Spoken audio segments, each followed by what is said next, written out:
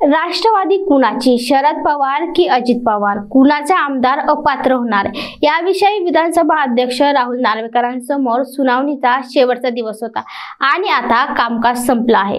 15 फेब्रुवारीला राहुल नार्वेकर निकालाचे वाचन करणार। दरम्यान आज सुनावणीत नेमकं काय घडलं याविषयी अजित पवार गटाचे नेते आणि प्रतोद अनिल पाटील यांनी काही माहिती दिली आहे। नेमकं काय म्हणाले ते बघूयात। युक्तिवादामध्ये समोरच्यांजवळ कुठल्याही प्रकारच्या फॅक्ट्स या त्यांना सापडत नव्हत्या, म्हणून ही बैठक झाली नाही, ती बैठक झाली नाही। एकदा आमदार उपस्थित झाले आणि त्यांनी जर का त्यांच्या सह्या केल्या म्हणजे बैठकीला ते उपस्थित आहेत। दोन्ही पक्षकारांच्या माध्यमातून जो आज काही युक्तिवाद झाला, त्या आजपर्यंत जो युक्तिवाद झाला, ज्या क्रॉस या ठिकाणी घेतल्या गेल्या, आम्हाला आत्मविश्वास आहे कुठल्याही फॅक्ट्सच्या आधारावरती विरोधी पक्षकाराकडनं पिटिशनर जे होते, पिटिशनरांकडनं कुठल्याही फॅक्ट्सचा आधार न घेता जी कामं इलेक्शन पिटिशनकडे चालतात, इलेक्शन कमिशनकडे जे चालतात, त्या धर्तीवरती ह्या ठिकाणी डिस्क्वालिफिकेशनचं सुद्धा त्यांनी मांडणी केली। त्यांच्याजवळ कुठल्याही फॅक्ट्स नव्हत्या। या आधारावरती आम्हाला न्याय मिळेल अशी अपेक्षा आहे।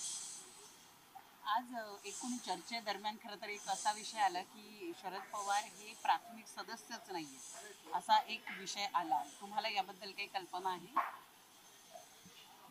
बरेचसे नेते मी गेल्या 2017 पासून बरेचसे नेते ज्यांची अपॉइंटमेंट सातत्याने हे प्राथमिक सदस्य असतील अशी मला शंका आहे। सर, एक राजकीय प्रश्न होता वेगळा।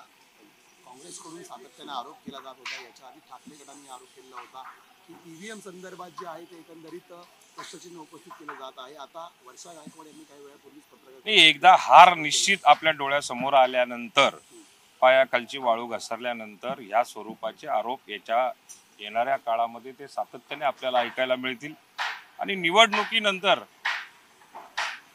केवळ फक्त ईव्हीएम मशीनच्या बाबतीमध्येच आपण टोकर अंडी ईव्हीएम मशीनवर फोडायची ही भूमिका आजच काँग्रेस पक्षाने ठामपणे आपली धरलेली आहे आणि त्या दृष्टिकोनातून ईव्हीएम आम्हाला हरवतं, जनतेमध्ये आमची काय पात्रता आहे, जनतेमध्ये आमच्या पक्षाला काय स्थान आहे हे त्यांना पटवता येत नाही किंवा जनतेसमोर जाता येत नाही। मग काहीतरी कारण पाहिजे म्हणून ईव्हीएम मशीन आहे। महत्त्वाचं 30 तारखेच्या बैठकीबद्दल वारंवार या सगळ्यामध्ये उल्लेख झाला की ती बैठक अस्तित्वात नव्हती, अशी कोणती बैठक झालेली आहे, पहिला युक्तिवाद। दुसरा महत्त्वाचा मुद्दा, तुमच्या बाजूने ज्या सगळ्या सह्या करण्यात आल्या त्या सह्याच्या आमदार केल्या, त्यातल्या काही जण मुंबईत बैठकीला उपस्थित नव्हते असं त्या बाजूने युक्तिवाद करण्यात आलं। नाही, युक्तिवादामध्ये समोरच्यांजवळ कुठल्याही प्रकारच्या फॅक्ट्स या त्यांना सापडत नव्हत्या, म्हणून ही बैठक झाली नाही, ती बैठक झाली नाही। एकदा आमदार उपस्थित झाले आणि त्यांनी जर का त्यांच्या सह्या केल्या म्हणजे बैठकीला ते उपस्थित आहेत, फिजिकली आहेत, हे त्या ठिकाणी प्रूव्ह आम्ही केलेलं आहे। त्यांनी काहीही मांडलं तरी